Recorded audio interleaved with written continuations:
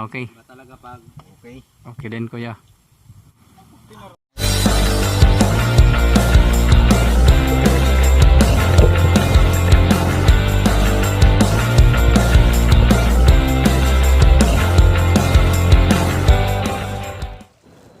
So ayun na naman guys, at pupunta tayo sa Baluarte Resort kung saan ay may naghihintay sa atin doon, mga kasama natin na pupunta rin ng Gimit Cave. Doon kami magkikita-kita.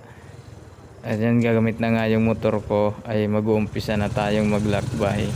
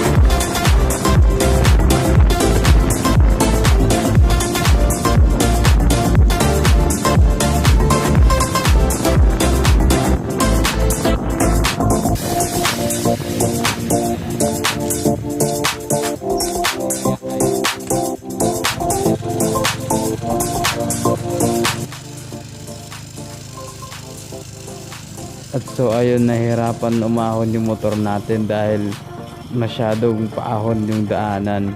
At nandito na nga tayo sa pinagmamalaki nating daanan, kalsada.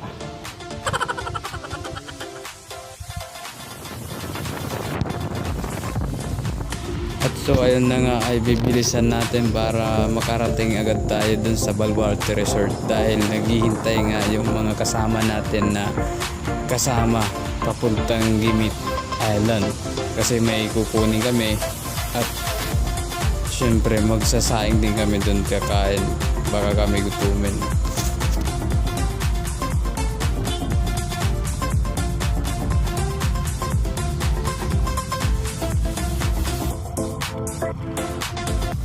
Actually guys, yung bunga na tinatawag dito sa amin, bunga yung puno, bunga din yung bunga.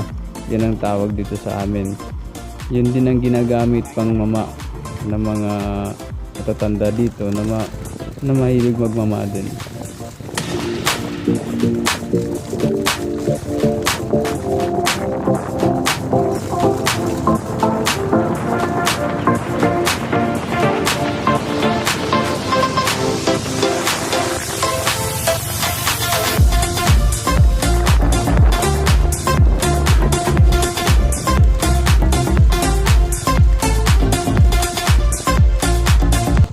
So ayun na nga guys, paahon na kami. Makikita nyo na rin yung Baluarte Resort at ang kubo namin na magkikita-kita kami ng mga kasama doon papunta ng Gimit Island.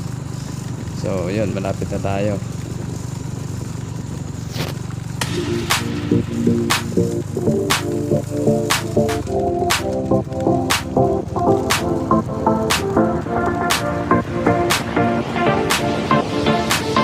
At so ayun na nga, tanaw na natin yung bakod at yung bahay. Nandun sila sa loob at paparada ko muna yung motor dito at papasok na kami.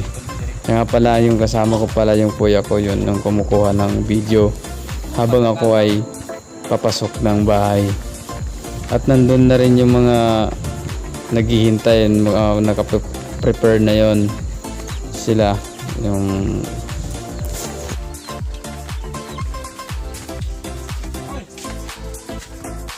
Bago kami kasama si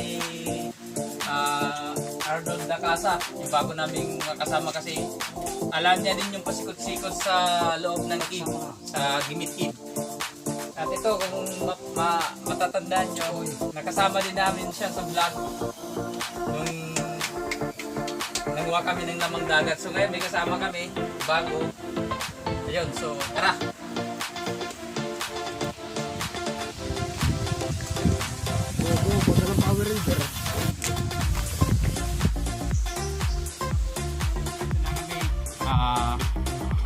Punta Napunta na namin yung isla na yan. Marami na mga vlogger na nagpunta na dyan. Gusto nilang ma-explore yung lugar na yan. So ito, buti na lang may bangka kaming magagamit.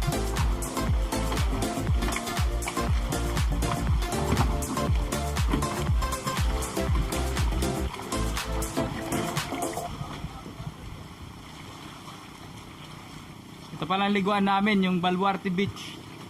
Kung gusto nyo mag-relax at mag-adventure sa mga isla na yan, pwede nyo bisitahin yung Baluarte Beach. Sige.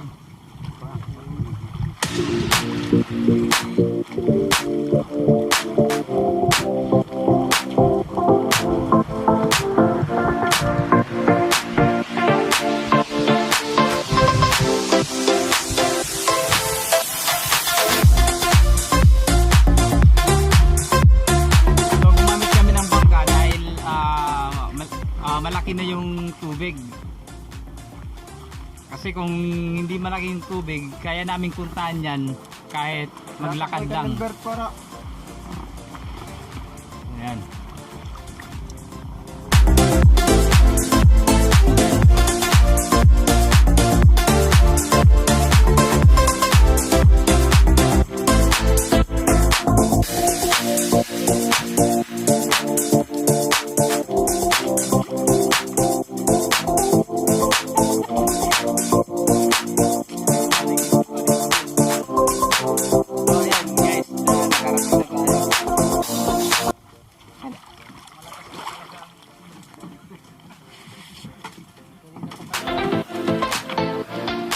Mahirap pala dito pagka malaki yan yung dagat. Malaking taob.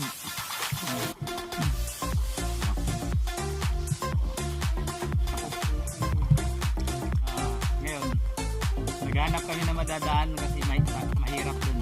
Papalayo kami kung doon kami dadaan. So ngayon gagawa kami ng daan na makakyat sa taas. Say hi sa bago naming club member. Kala namin kasi yung bangka may makina eh.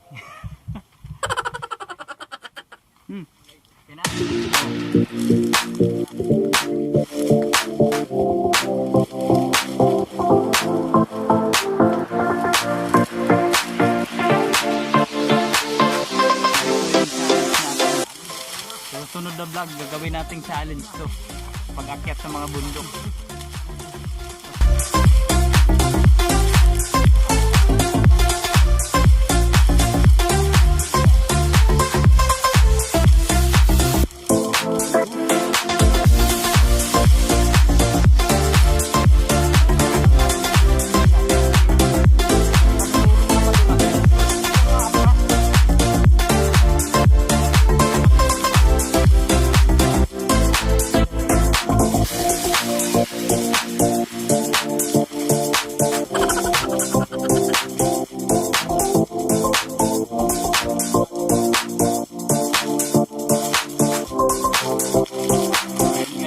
Mahirapan yung pag-akyat namin dito kasi mataas. Saka mahirap hanapin yung hinahanap naming bunga. Saka siyempre nagugutom na rin kami kasi kanina pa kami nag-maakyat. Maghanap muna kami ng mga kain kung meron man dito kasi wala kaming dala.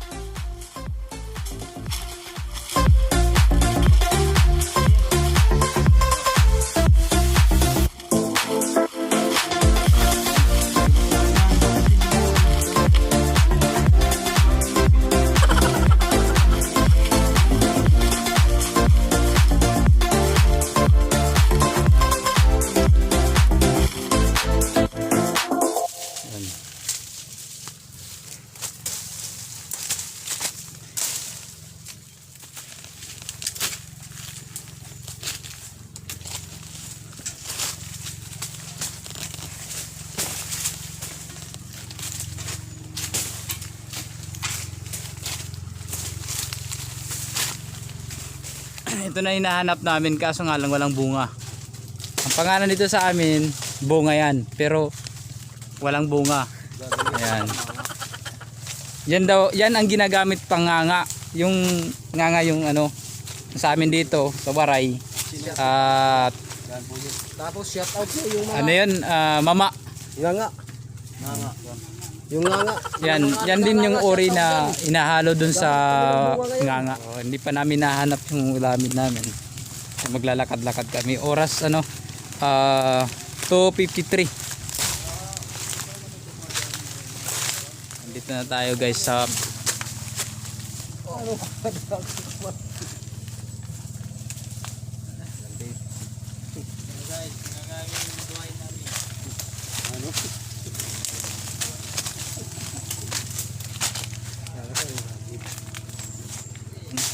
pinasabak ko na sa paghahanap ng magandang daanan ni si Danny Boy.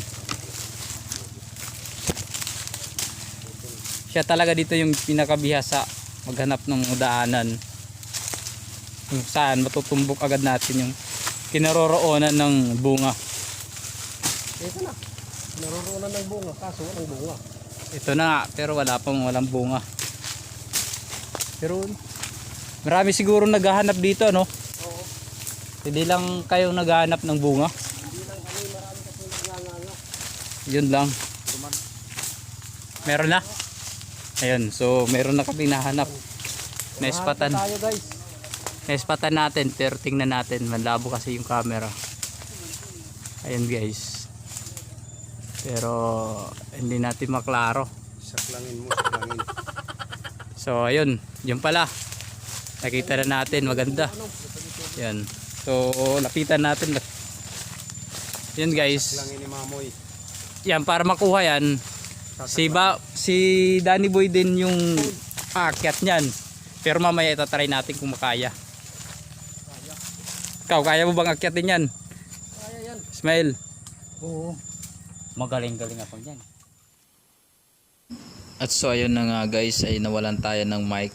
At ako na lang ang aakyat dito sa punong ito para makuha yung bunga sa taas.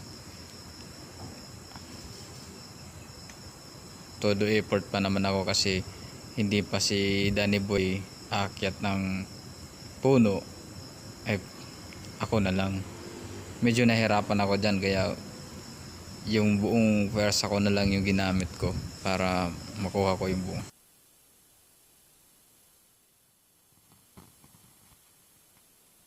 At so ayun na nga guys, ay bumaba na ako dahil napapagod na ako sa taas at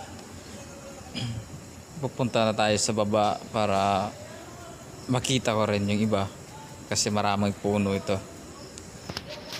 At dito naman nagpapaliwanag sana si Kuya Bano, pero hindi siya nakapagpaliwanag dahil nga hindi pala namin alam na hindi na pala gumagana yung mic. So ang sabi niya dyan is ang pakay lang daw niya ay kukuha ng seeding para itanim at maparami. Yun lang ang pakay niya. At so ayun na nga guys, ay nagpuputol na kami ng sagisi kasi masarap daw yung ubod niyan na ulamin.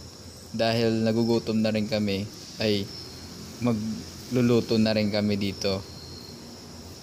Yan daw ang ulam namin. First time ko makatikim niyan kung mauulam namin yan. Kasi hindi ko alam yung iba na pwede palang kainin yan. At so ayun na nga guys, habang binabalatan yung sagisi ay nagre-relax muna yung iba doon.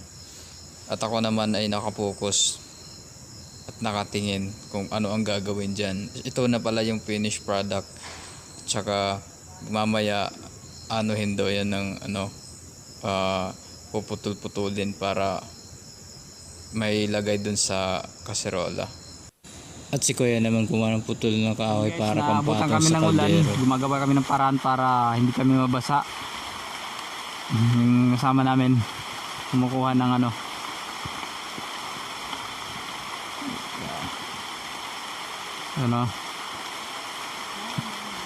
babasa pa yung namin. Ulan pa rin hanggang ngayon guys, pero tuloy-tuloy pa rin yung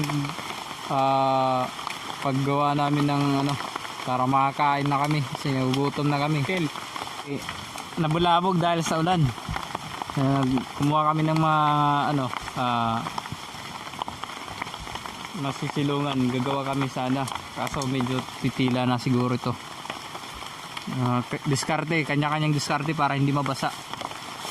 Pero yung isa kong kasama, basa na talaga siya.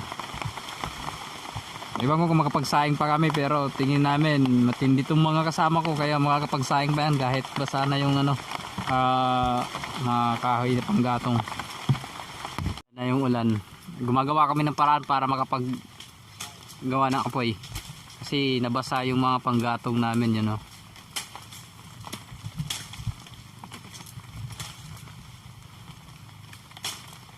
Kaya pa ba yan, Nay? Ano to? Boy Scout.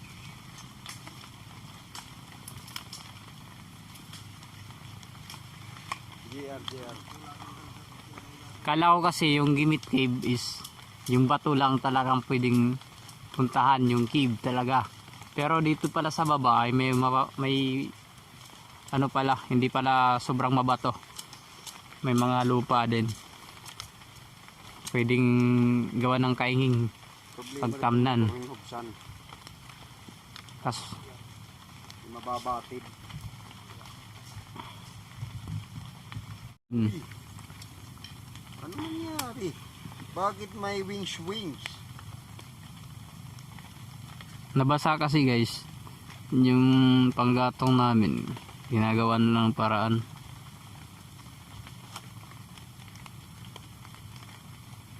Pahabol.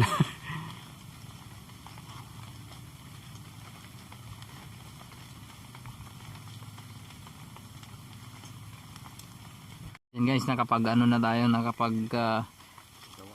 nangapoy. Kahit mabasa, nakakagawa pa rin kami. After nyan is prepare na namin yung pagluto ng ano, sinaing muna. Muna namin yung sinaing na ano, bigas. Hindi na kami nagdala na kami ng kaldero kasi dito walang ano, walang bamboo. Yung kawayan. Kaya nagdala kami ng kaldero.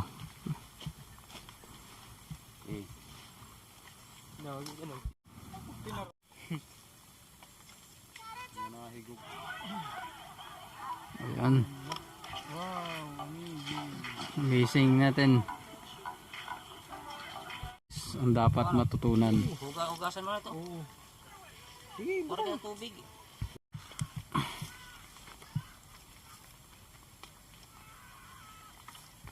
Ganyan ang proseso ng pag gugulay ng ano, ubod ng sagisi. Yan, gagawin natin. Lagyan na lang natin ng ano, magic sarap. Lagyan natin ng takot. Para pagkalad ka Na kalimutan natin magdala ng sardinas. Gagawa na lang natin ng paraan para maging masarap yung ano natin. Gulay na ano, ubod ng sagisi. dahil matinugan ng adobo nga. Mura ito. So tapos na. Okay, pwede nang takpan. Mura ito. Sinalisaling ka pa ito. Mabagtik lagi ito. Para buwas.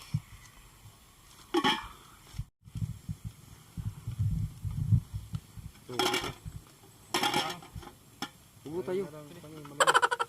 Hubo talaga ito.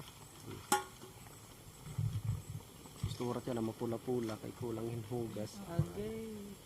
Okay. Okay na, naka-complete na. Warela. Nalaluto na siya. Ang ano lang is ilalagay namin dito sa kanin. Yan na tuloy.